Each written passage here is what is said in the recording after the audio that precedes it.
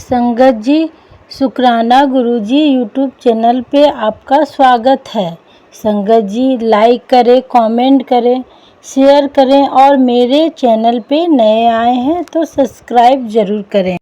जय गुरुजी, शुक्राना गुरुजी। राधा कृष्ण के दर्शन। 2006 में नरेंद्र का परिवार मथुरा कृष्ण भक्तों के पावन स्थल पर तीर्थ यात्रा के लिए जाना चाह रहा था, पर किंतु कथक प्रयास करने पर भी उनकी योजनाएं क्रियान्वित होने से रह जाती थी। अप्रैल 2006 तक ऐसी ही चलता रहा।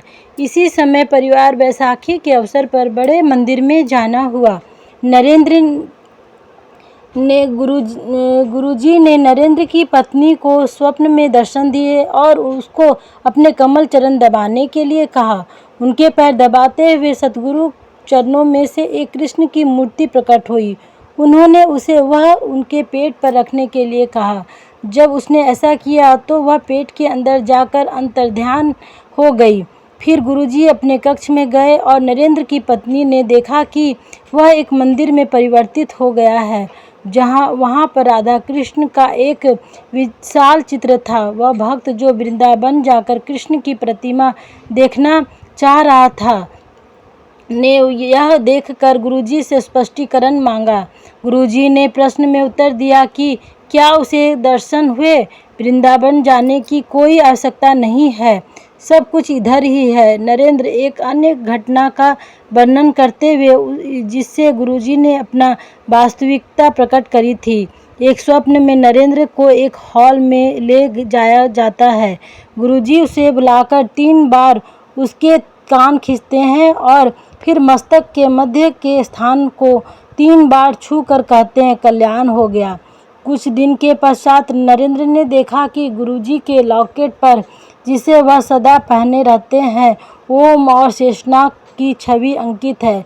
यह अभी भी नरेंद्र के लॉकेट पर देखी जा सकती है। नरेंद्र ने इसका उल्लेख गुरुजी से किया तो वह बोले कि केवल भगवान यह कर सकते हैं और कोई अपने को ईश्वर कह सकता है, वही परमात्मा है। यथार्थ में विधाता वही है।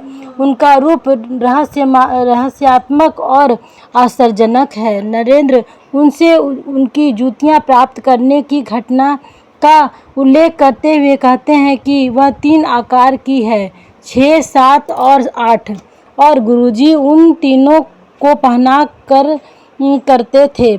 कई बार अनुयायियों ने भी गुरुजी के विभिन्न रूपों को देखा है। ऐसा केवल वही कर सकता है जिसने भौतिक और विजय प्राप्त कर ली हो, जो माया से उच्च है। प्रकृति उसके चरणों में निवास करती है हो, जो उसका स्वामी हो, जो शिव है, जिसका कोई आदि मध्य या अंत नहीं है, जिसने काल समय से पूर्व जन्म लिया हो और जिसने गुरु के रूप में मानव जाति का कल्याण करने के लिए अवतार लिया हो।